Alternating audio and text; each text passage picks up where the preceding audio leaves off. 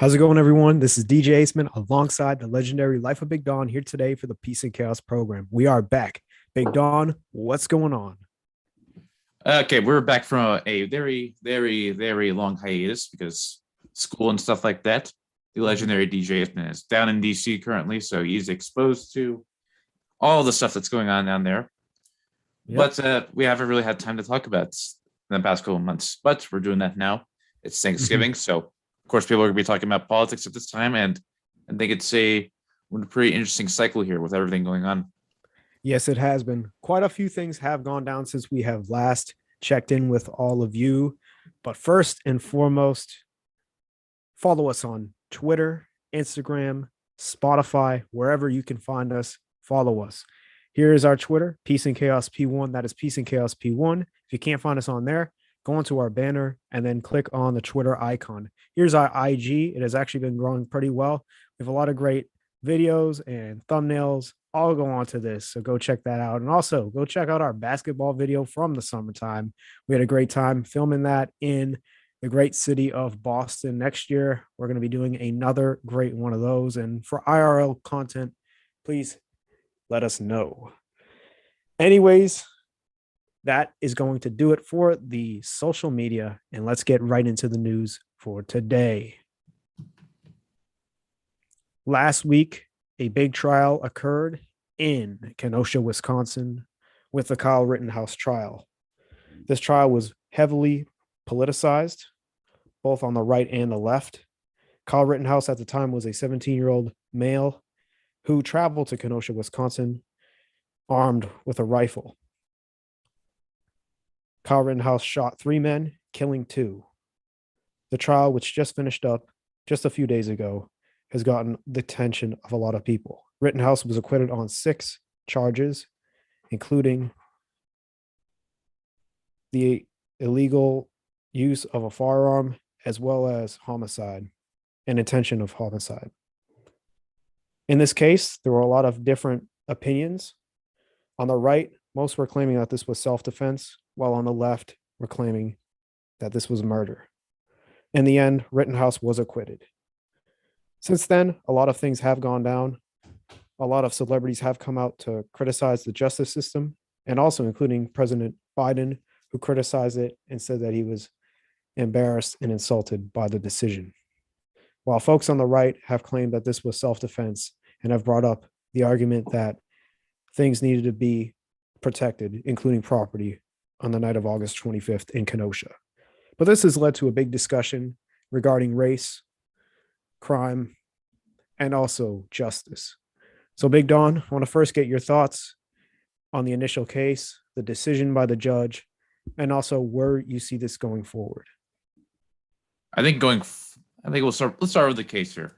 I think I haven't really followed the trial religiously, but from what I've gathered, there wasn't really much evidence to convict Kyle against him killing, those people in Kenosha for pretty radical reasons. It seemed like an act of self-defense. That was what the defense was, and there was some evidence being brought up. There were some videos going around that Kyle was kind of focusing on his hand usage in terms of what was going on with his gun.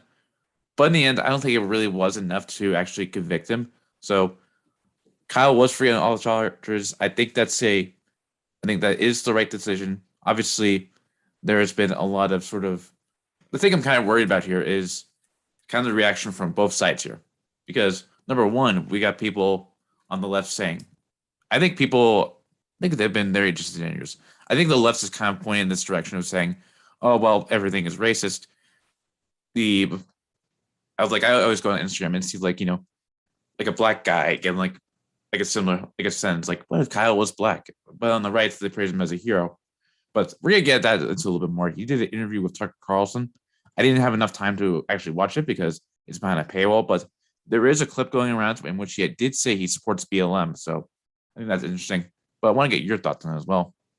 Yes, yes. And I did also see that that's actually making the headlines today. And yeah, it's actually making a lot of headlines. A lot of people on the right are actually surprised by this, while people who are a part of the BLM caucus are actually decrying this and saying that this is an absolute blasphemous for him to even come out and say that. They think it's for him to save face at this point. But going to the case, I think that it was self-defense to a certain degree. However, I think that it does reflect on the character of Kyle Rittenhouse. I think that he was looking for trouble, and that, who brings a gun to a protest? I don't know a lot of people who do that. I think that that was very suspect, and that was a red flag in my opinion.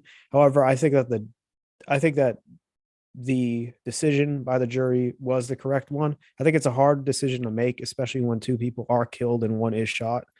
But at the end of the day, I think that the evidence and also the video evidence was, I think that it was correct in the end. But however, I think it just puts you into the shoes of Kyle. If you were going to a city where there were a lot of protests and you had a gun, you're kind of bringing yourself into trouble.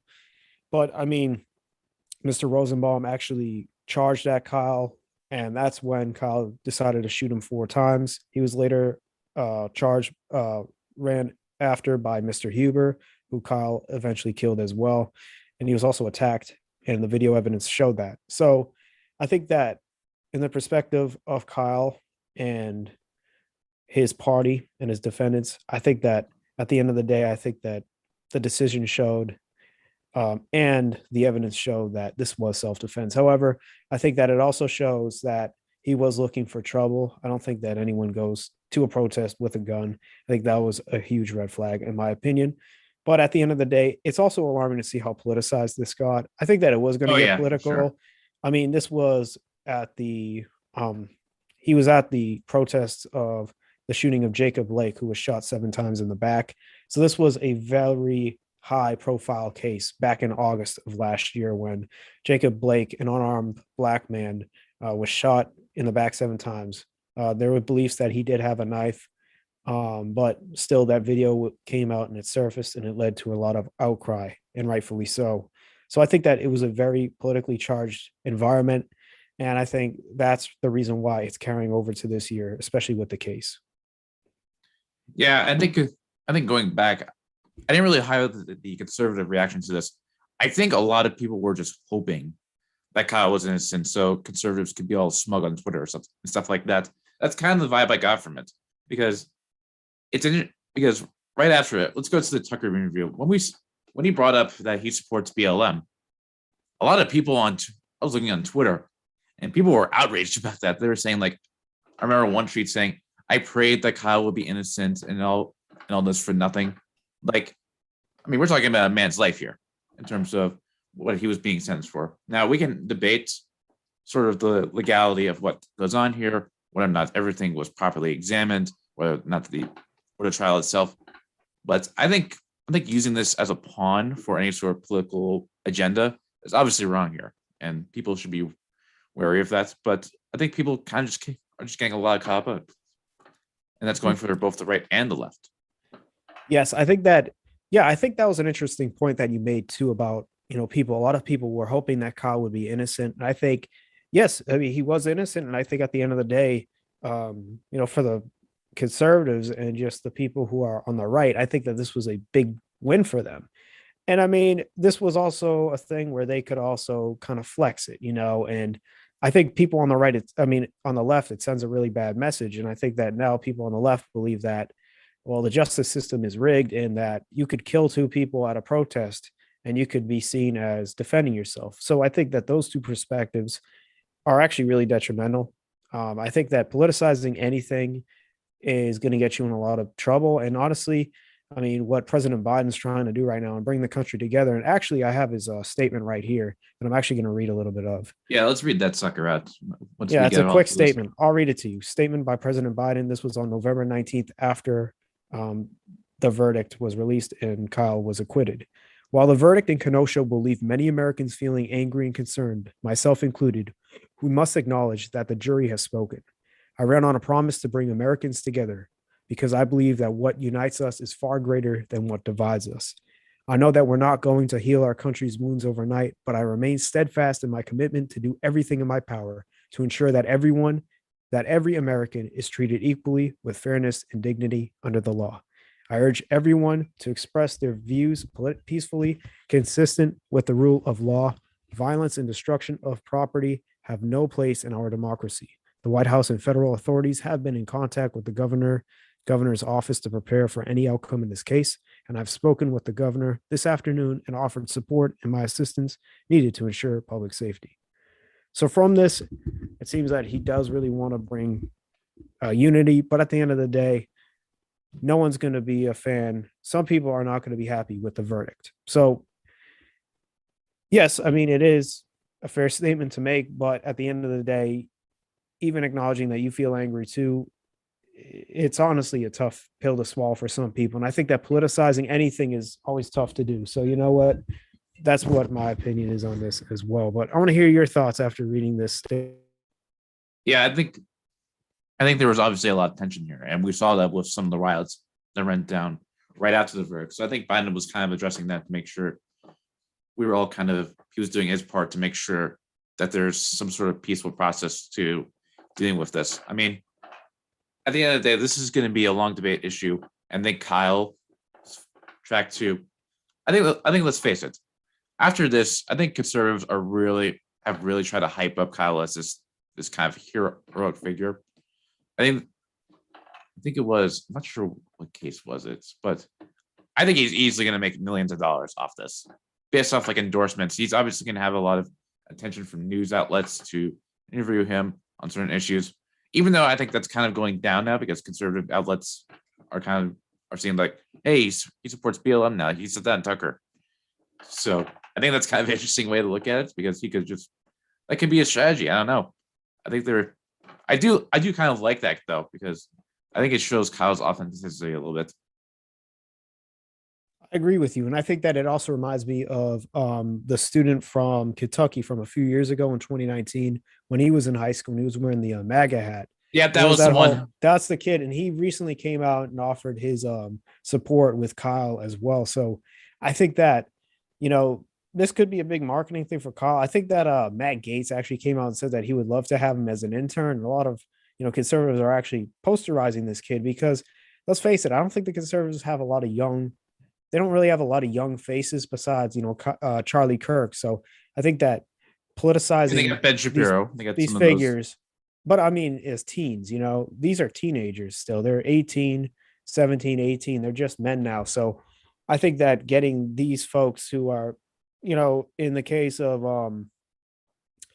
the man from Kentucky, I'm blanking on his name, who spoke actually at the conservative, at the CPAC? Republican, and at the RNC last year as well.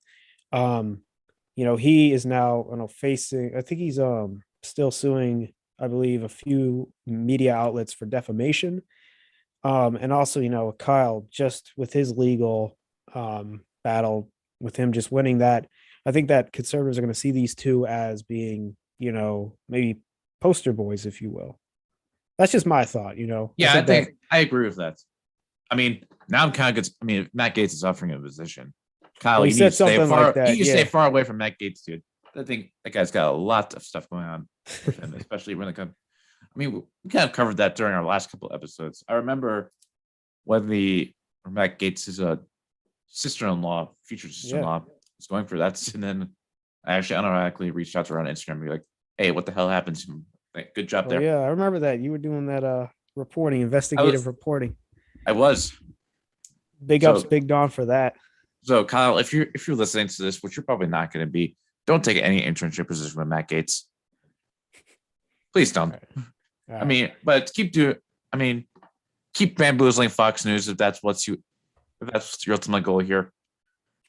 I think it's just going to be interesting to see how this plays out because either way, there's just going to be a lot of scrutiny. There are people that are probably watching this right now I think Kyle should be rotting in hell for this. I'm sure there are people. Hey, by the way, let's go to our Twitter poll. We actually ran a poll last week, and this was our biggest poll to date. And we asked the Twitter sphere: is Kyle Rittenhouse guilty? 25.5% said yes, while 74.5% said no. We had 106 votes in total.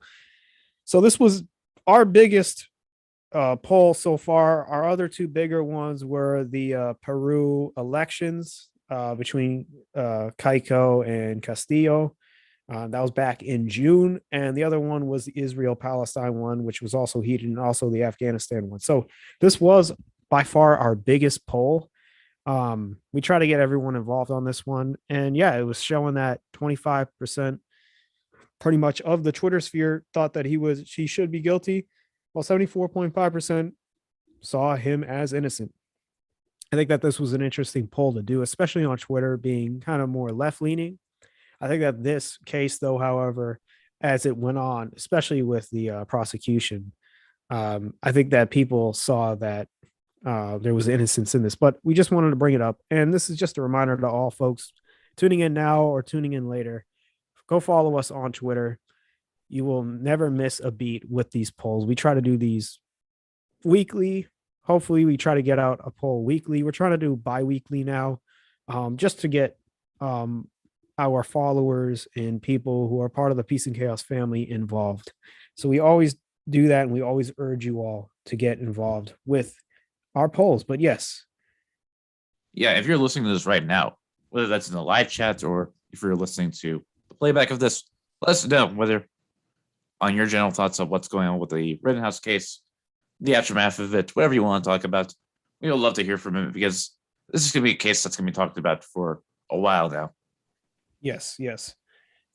We're always here for discourse as well. So please utilize the live chat. You could DM us on Instagram or message us on Twitter, and we'd be happy to get a dialogue going.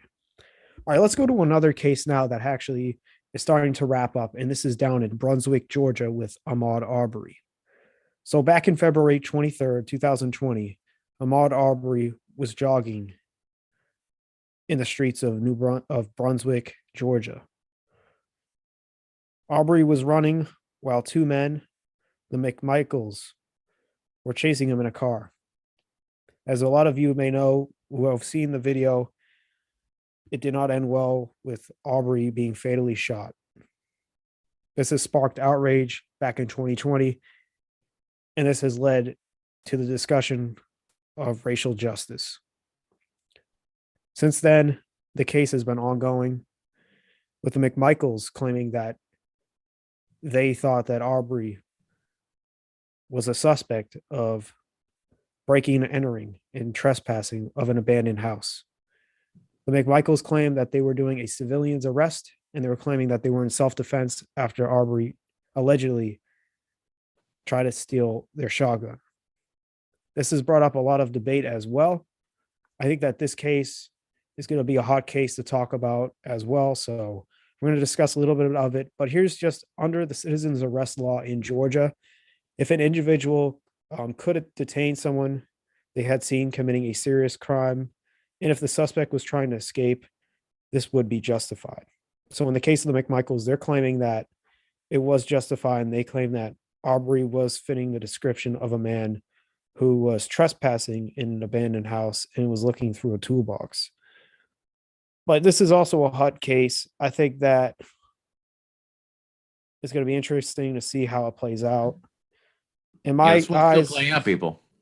In my eyes, I don't think that this is rightfully a civilian's arrest, especially in the fact that he fit the description, and also the homeowner or the owner of the property claimed that multiple people were seen in this. We're seeing trespassing, not just Arbery. So in this case, I think that this is clear that this is not a civilian's arrest. But I want to get your thoughts on this, Big Don, because this has been such a hot topic as well. Yeah, I absolutely agree with that statement. With all the evidence that's come out as you highlighted there, I think it's going to be really hard. I think with the Rittenhouse case, it's obviously, I think it's a little bit more justifiable. But for this, we all seen the video that came out. We're all hearing about the new evidence coming out. I think it's just, I mean, we'll see how the kind of the case plays out, because if we look at sort of the main arguments there, it's kind of the pro argument for being sentenced guilty is like, well, he did with racial intentions. It's kind of hard to determine that, but it's still worth trying to figure out like a degree of murder. And obviously, we have the defense saying that, well, we didn't really know. We were trying to make a citizen's arrest here. So I think it's going to bring up sort of the case within Georgia's laws of how exactly we go about making citizens arrests. I think it varies by state in terms of how it's done, because I think in more rural states you can probably get away with that more easily. Well, we shall That is see. correct. Yep. Yes, I think that the context of the citizen's arrest is going to be critical here. I think that the prosecution is going to have to see whether the McMichaels actually saw evidence of this, and also, maybe they were patrolling the area. I believe that the father was actually a former police officer, while the son was just with him at the time. Um, but yes, I think that in the context of a civilian's arrest, you really need clear evidence that Mr. Arbery was. I'm gonna go get some water, kid. Yeah, no problem. But Mr. Arbery was committing a serious crime, because if he wasn't, I think that what would be defined as a serious crime, whether trespassing is or isn't, I think that's up for everyone to debate. However, I think that they would really need to prove that this was a serious crime in order for them to arrest, to make a civilian's arrest.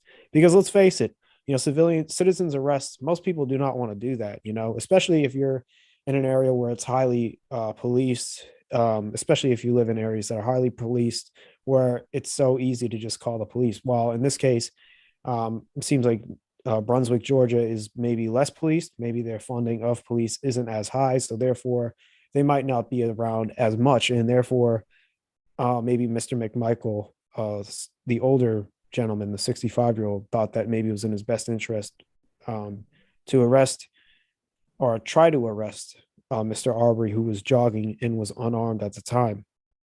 But I think this is going to bring up the big issue of the context of a citizen's arrest. And with Georgia being a state where you can actually detain someone who was seen committing a serious crime and they were actually trying to escape as well, you can make that argument. They could also make the argument that, yes, he was trying to escape when they try to pull him over. However, I think that in Arbery's defense, he was probably running for his life because he didn't know what they were trying to do. He didn't know what to do, kid.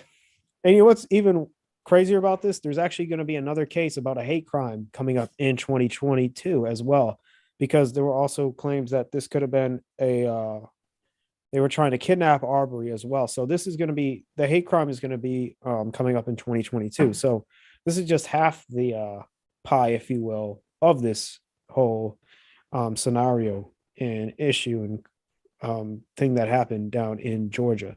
But yes, we're just going to have to wait and see on this one. I think that it's clear that this was not an attempted civilian's arrest.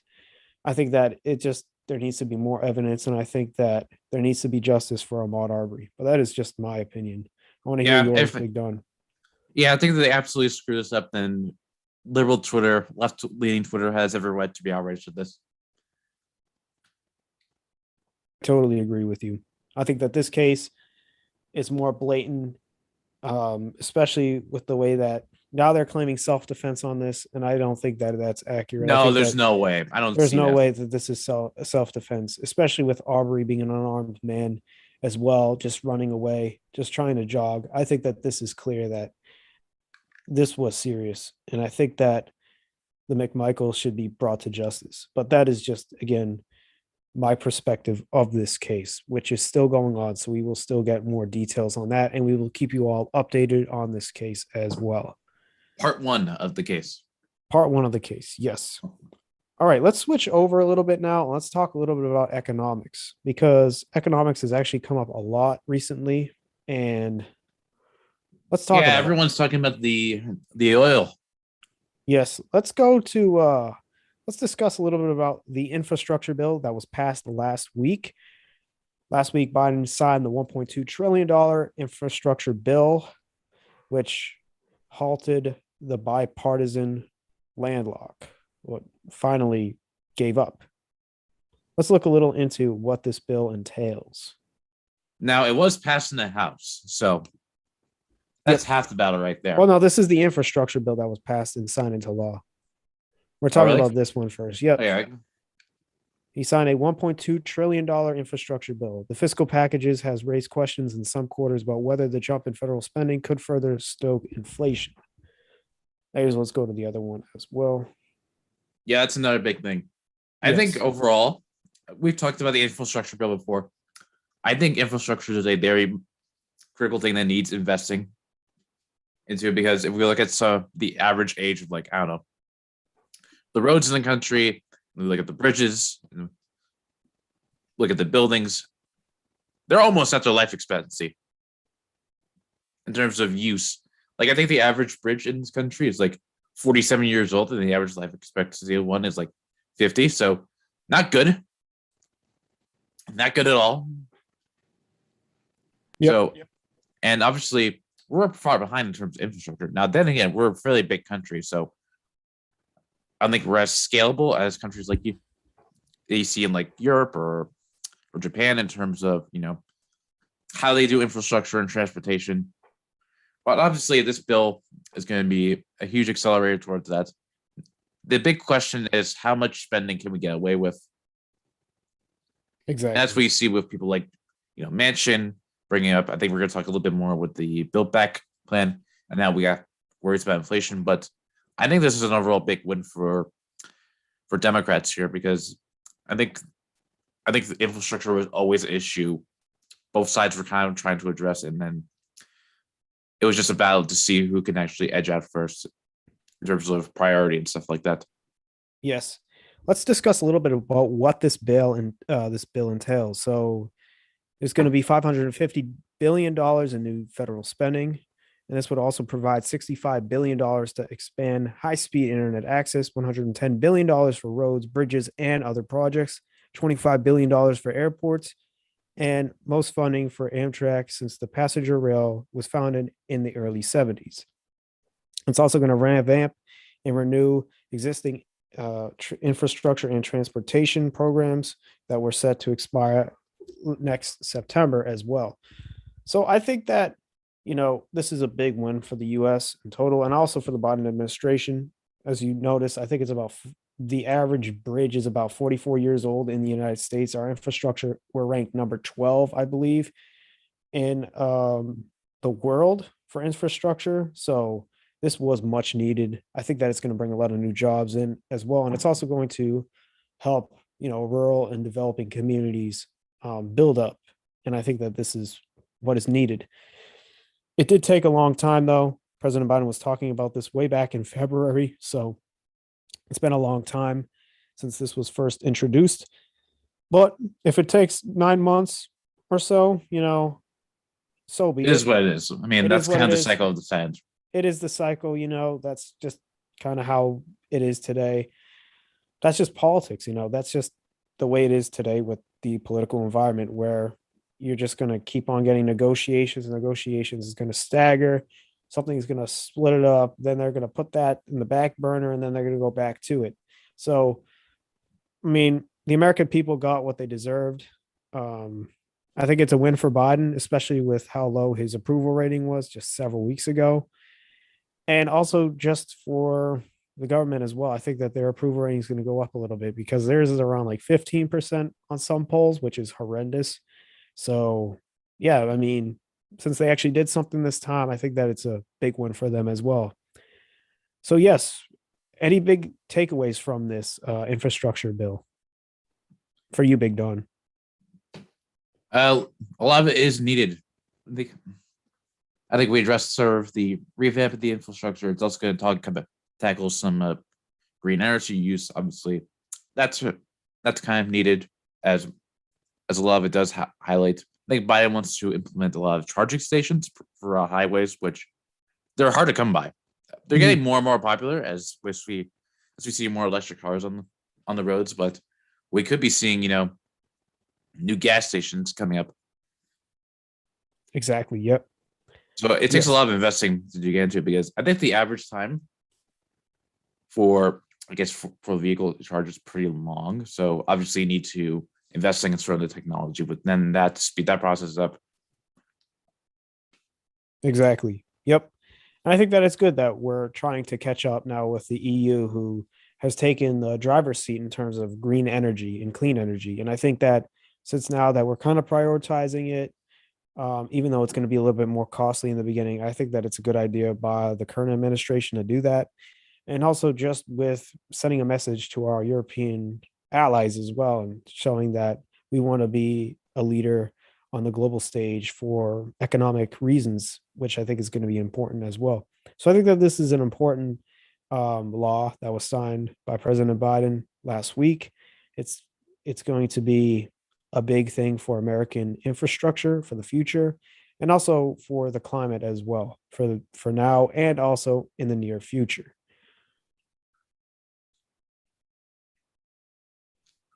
All So right. yes, So that's passed. There's another bill trying to be passed. exactly. Let's go over to that right there right now. This is the Build Build Back Better. Back Better framework, which President Biden has been discussing even on the campaign trail from last year. And let's go a little bit into it. Here are some of the provisions. The most transformative investment in children and caregiving in generations. This will offer universal and free preschool for all 3 and 4 year olds, the largest expansion of universal and free education since states and communities across the country established public high school 100 years ago. This is also going to make the largest investment in childcare in the nation's history, saving most American families more than half of their spendings on childcare. It's going to deliver affordable, high quality care for old Americans and people with disabilities in their homes while supporting the workers who provide the care. And it's also going to provide 39 million households up to $3,600 or $300 per month in tax cuts per child, extending the American Rescue Plan expanded child tax credit. So this seems like it's very family oriented right off the bat. We already saw that they're proposing this child tax cut as well. And yeah, I think that it's much needed, especially now we're kind of in the post pandemic world, but a lot of families have been bearing the brunt of the pandemic, especially with median household income and other features that did go down a little bit. Big Don, what are your thoughts on the first four provisions? I think a lot. Yeah, obviously you said it's very family oriented. If we look at sort of the expansion of the child tax credit that Biden implemented for the pandemic, it was raised from $2,000 to $3,600. Mhm. It actually lifted a lot of children out of poverty, and again, and that's good because I think it was in the millions actually in terms of people being lifted out of poverty, and obviously it gives parents who are in a poor sort of environment more of an opportunity to use that money because you can do a lot with $36,000, Mhm. not 3,600. Excuse Yep. me. Not And then 36,000. if it was, that's a whole Oh man, that would have been a big sign lottery. me up. I know, right? Sign I'm me gonna up have too. all the children. Oh gosh. Yeah, obviously it's giving incentive to have children, which I think it's a pretty interesting policy there. It's been something that's long debated in terms of. I think we're seeing because I was watching a debate with Destiny did about immigration population versus versus homegrown in terms of population. It was talking about the great replacement and stuff like that, and obviously there's incentives now to have children and stuff like that and get married.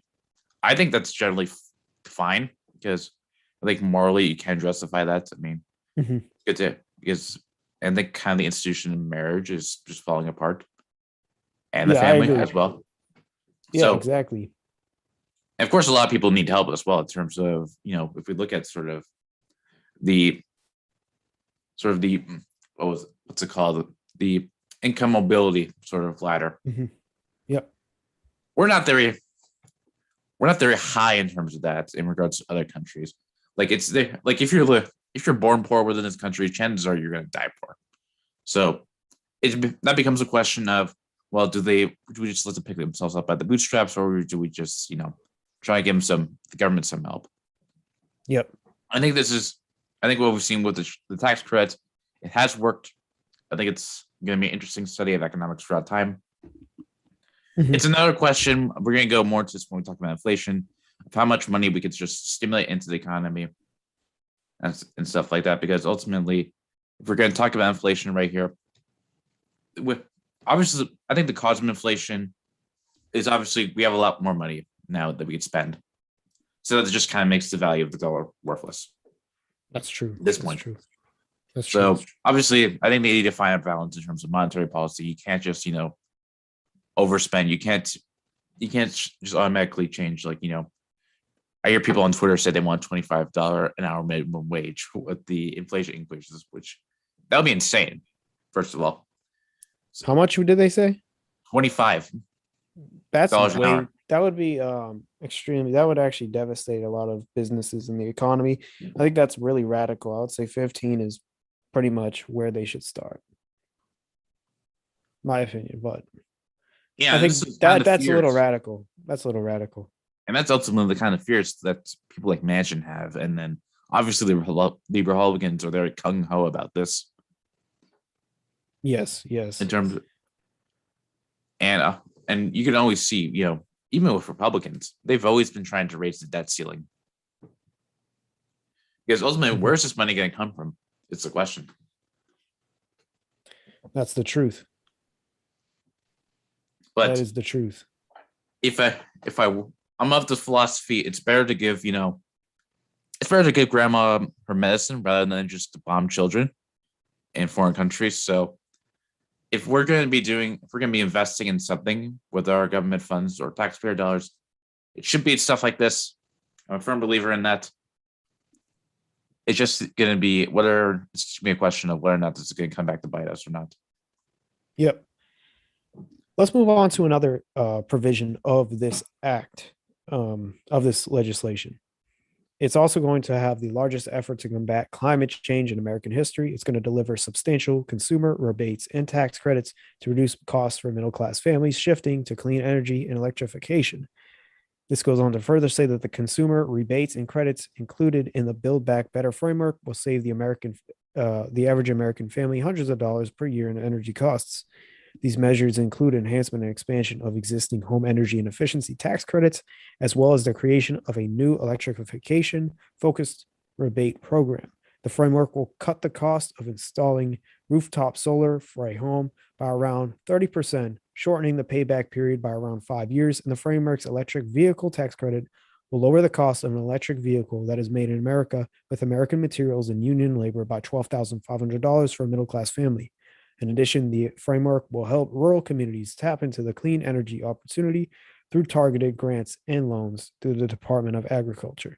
Now, this is an interesting one because Germany actually passed legislation. They were the first European country to do something similar to this, where they actually passed a climate act, which actually gave incentive to German families to change their energy. And it actually, I believe, subsidized German families. I believe, like, I forgot how many euros it was, but a certain amount of euros if they actually changed the energy in their house for heating.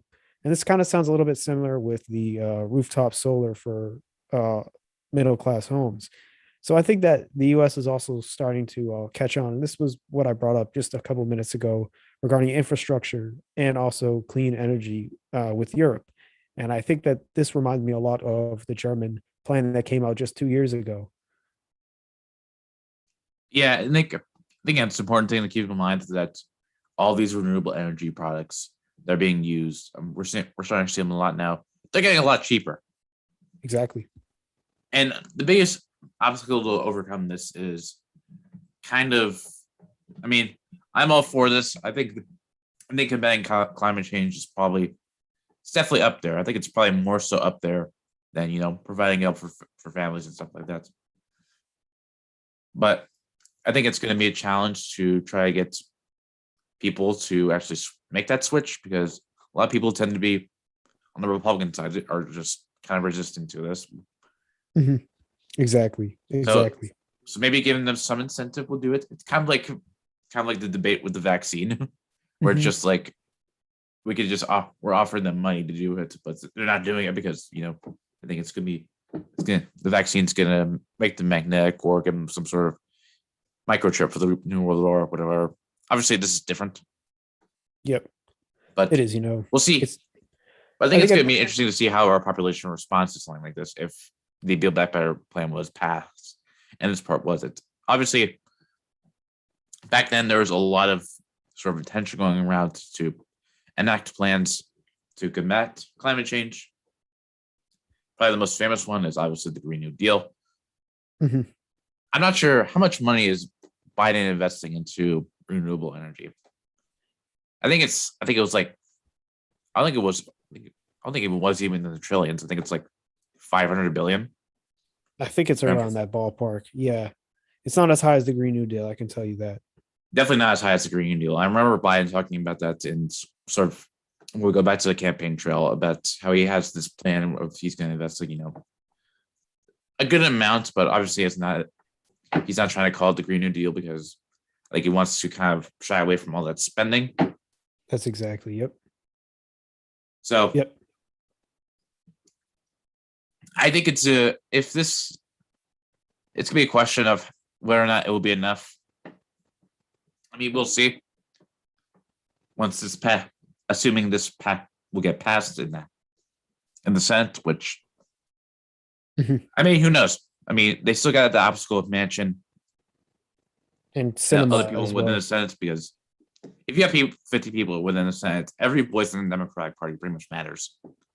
That's the fact. That's why, if we're going to shift over to politics, that's why next year's midterms are going to be so critical for both parties because it's going to really determine who gets the say for the next 2 years. And it also could really influence what's going to happen in 2024 for the presidential election. So Right. that's our eyes on that. But as of right now they're just focusing on, passing this bill as well, which President Biden has really emphasized on the campaign trail last year and how it's coming into policy now this year. So a lot of eyes are going to be on this. Let's go to a few more of provisions though. There's also a provision on expansion of affordable health care. This is going to one, reduce prescription drug costs. It's also going to let Medicare negotiate drug prices as well. It's going to directly lower out of pocket costs for seniors, especially people over the age of 65 who are on fixed incomes. It's also going to let um, impose a tax penalty if drug companies increase their prices faster than inflation. And it's also going to strengthen the Affordable Care Act and reduce premiums for 9 million Americans. Yeah, I think a lot of this bill, and this could especially be talked about with healthcare, is whether or not Biden's going far enough. Because I mean, he's outlining sort of things to subsidize the cost of sort of drugs and expand the Affordable Care Act. I think Biden has stated that he probably would like to see a public option put into place. Obviously, people have been advocating for you know a single payer system for a long time now. Will Biden get to that point? Probably not, but I think Mhm. it's probably a step in the right direction if we want to find some sort of compromise within that. Exactly. I think that is a good point that you just made there. I think it's also going to show a lot too. I mean, this is also kind of directed at both young families and also really old people as well, which I mean, those are two populations that, I mean, the old people population is getting bigger, especially now with the baby boomers now in that elderly stage. And also you have the young generation as well, Gen Zers, oh no, Gen Xers who are having children and millennials who are now having children as well. So it's Yep. also directed at the generations as well, especially looking at the boomers and also their children who are now having children. So that's what it's also looking at as well. Yeah, a lot of things this bill is covering. I think all of it's kind of good within nature. It's just gonna be a question of whether or not it's enough or is it too much in terms of monetary policy. Uh huh. That is true. Let's go on to one more section of this bill. It's going to also bring down costs and strengthen the middle class for generations. It's going to make the single largest and most comprehensive investment in affordable housing in history. This framework will enable the construction, rehabilitation, and improvement of more than 1 million affordable homes, boosting housing supply and reducing price pressures for renters and homeowners. It will address the capital needs of the public housing for renters to stock in big cities and rural communities all across the U.S. and ensure it is not only safe and habitable, but healthier and more energy efficient as well. It will make a historic investment in rental assistance, expanding vouchers to hundreds of thousands of additional families. And it includes one of the largest investments in down payment assistance in history, enabling hundreds of thousands of first generational home buyers to purchase their first home and build wealth. It will create more equitable communities through investing in community led redevelopment projects in historically under resourced neighborhoods, and will also remove lead paint from hundreds of thousands of homes, as well as by incentivizing state and local zoning reforms that enable more families to reside in higher opportunity neighborhoods. Yeah, obviously another sort of attempt to address upward mobility. Housing is something I think it's obviously something we need to put investment towards, especially when you look at sort of inner city communities, sort of how run down those are in terms because it's hard to really build up a community when there's sort of poor structure there. Sort of school systems with stuff being property taxes. I mean, people are being left behind. So, That is true. so this is obviously something that's good within nature to focus on in terms of, what can the government sort of help out with? Exactly. And I think that housing is a big thing that we saw a lot of during the pandemic as well. And I think that it's going to be an aggregate that we're going to have to focus more on in the future. Yeah, rent is starting to go up like everything else. Yeah, that's true. So, That is exactly what's happening. but I don't know. Do you want to pivot more towards like the talk of inflation? Yeah, let's pivot a little bit towards that. Let's let Big Don take over that. Big Don, you are the finance guy. Take it away.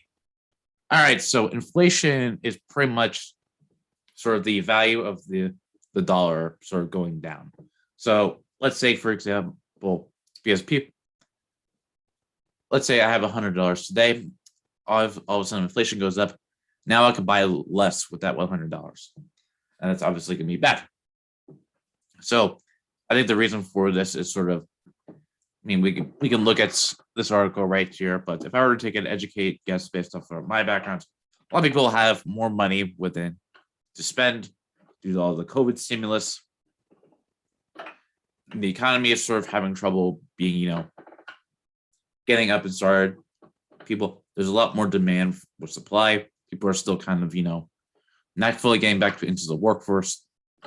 Vaccination stuff is obviously in the air.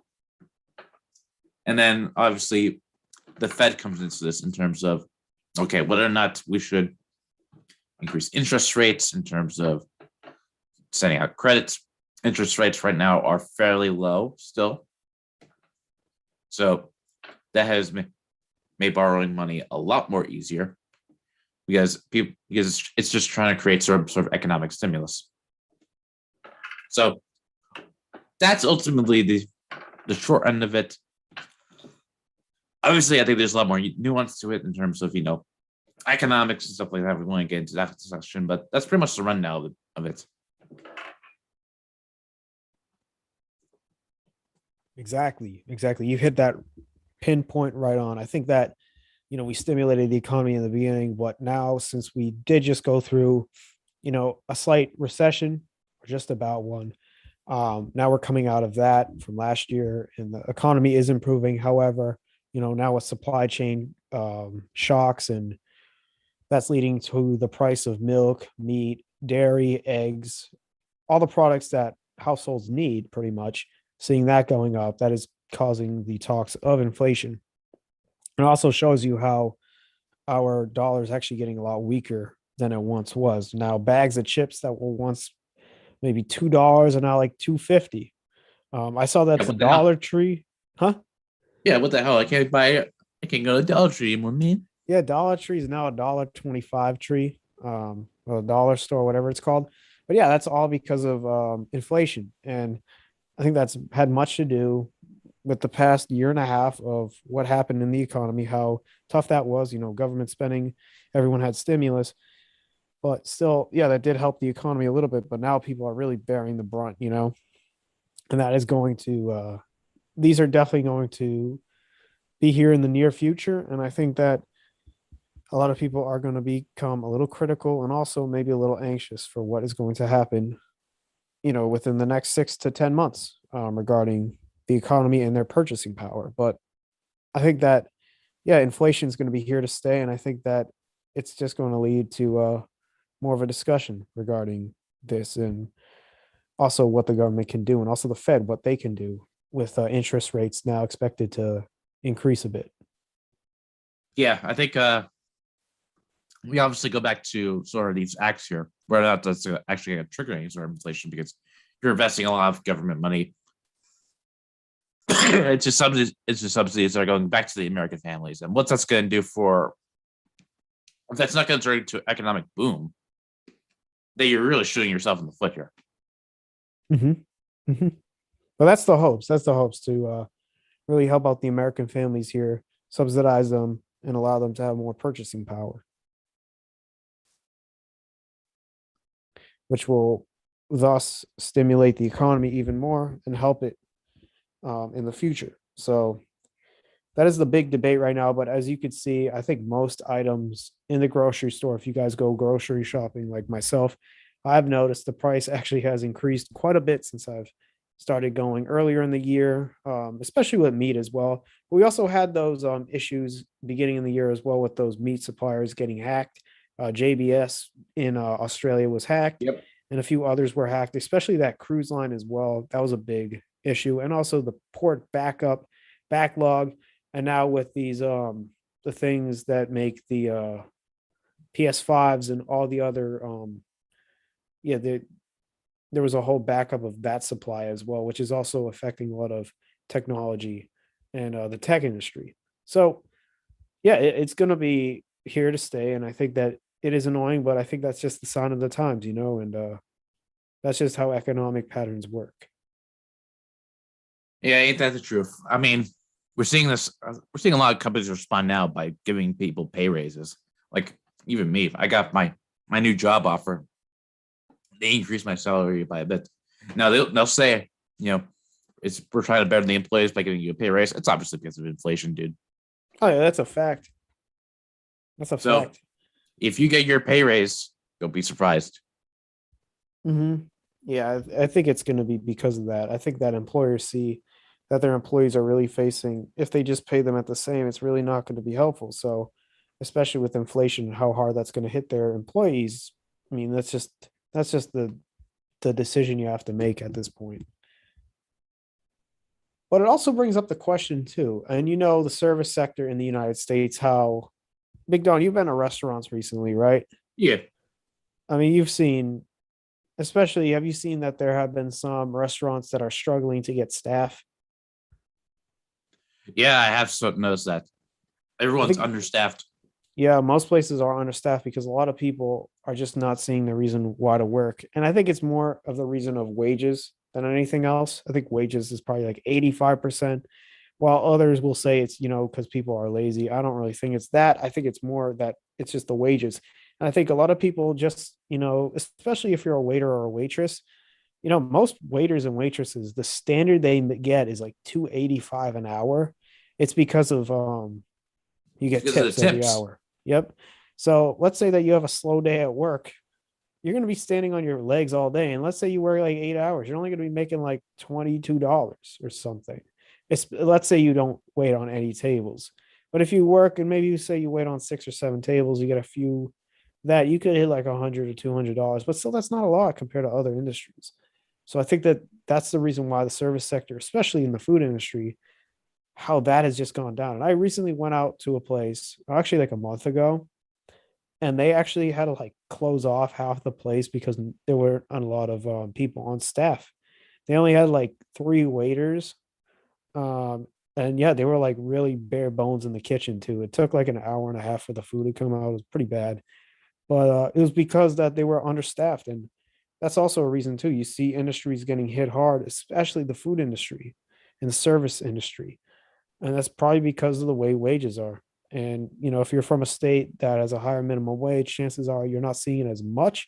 But if you're in a state where the minimum wage is really not that high compared to the federal wage, federal minimum wage, I think that that's where you're going to be seeing it the most, because a lot of these potential workers in the food industry are just not seeing this as benefiting them. So why work in a job where I'm not going to be earning that much and I'm going to be wasting my time, where I can just maybe sit at home, collect, or find another job in another industry, which is going to pay me a lot more and I earn better wages there. And it's a better work environment. So I've also noticed that specifically, and that's just like an economic story that I wanted to bring up and hear your thoughts on. And anyone else as well. Have you been at any restaurants recently where, it's short staffed? Comment down below. We want to talk about that. And what do you think would be the best resolution for this? Do you think that it's hiring the minimum wage, changing the way that restaurants pay their waiters and waitresses? What do you think? Comment down below. We would love to have a discussion about this as well. Yes, we would. I think that is going to do it for tonight. We got a good hour in. Yes. Yes. Thank you all again for watching. Just a reminder to all you all, we're going to be always tweeting and also putting it on our IG story for when we go live. This was our comeback tonight. We've been out for about 2 or so months now, so it's kind of been hard for us because of how busy we are. However, with the winter break coming up, there'll be a lot more live streams, a lot more discussion between Big Don and I. And yeah, we're going to get right back into it. We're going to talk a lot about policy and all the other political happenings that will be happening from now on. So thank you all again for watching us again today. And also, this is just a reminder, you can always go watch the playback as well. Let's say we go live on a day where you know that you're not going to be available to. You can always feel free to watch the playback. That always is on YouTube. So go watch all our playbacks if you are not able to watch them. I'm going to plug the Twitter right here, Peace and Chaos P1. That is Peace and Chaos P1. You can also go check on our Instagram, on our YouTube. Click on the banner, click on the Twitter icon, click there, and you can go on there as well. And also the Instagram icon, you can go on there.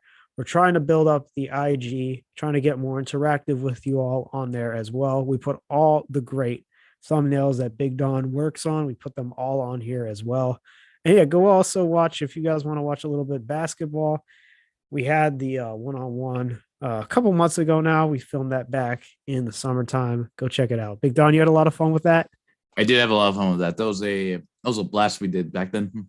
Dan, that was a big blast. I think that we have to have a rematch soon. Not because the way it ended, but I just think that we got to keep clashing good content on the court. Oh, dude, it was just so fun to do. It was probably like one of the best we've actually had it done. And look at this. Look at the thumbnail right there. I like that thumbnail a lot. This one right here. I don't know. I think that was the shot right there by me. Anyways, yeah, I don't think I blocked that one, but that was a good. Are you sure? Are you sure the ball was way up here, man? This is where your hand was. I don't know. Anyways, man, look at those views though. That was a beautiful place we found in Boston. Shout out Boston, one of the greatest cities on the planet. And yeah, that was a fun time. But we're gonna do that again for you all. So some IRL content will be coming out. Hopefully in the summertime, we'll get another basketball game in another city. Hopefully, is that correct? Hopefully, maybe. Yeah, we have a few cities in mind. It's like the Olympics. We'll just announce a city, and yeah, we'll be in that city, film that basketball game, and yeah, get that all out to you all and have a fun time and show off with our skills. Hopefully, they get a little better. All righty, guys, that is going to do it for us. Go follow us on Instagram, Peace and Chaos _podcast. That is Peace and Chaos _podcast. Big Don, do you have any last words? Hope you all have a good Thanksgiving. Hopefully your uncle does not bring up politics too much. Oh, that's right. Yes, I keep forgetting it's Thanksgiving on Thursday. Yeah, everyone dig in. Have a great time for Thanksgiving. And yeah, don't engage with your political uncle. See ya. See ya. Peace. Peace. Chaos.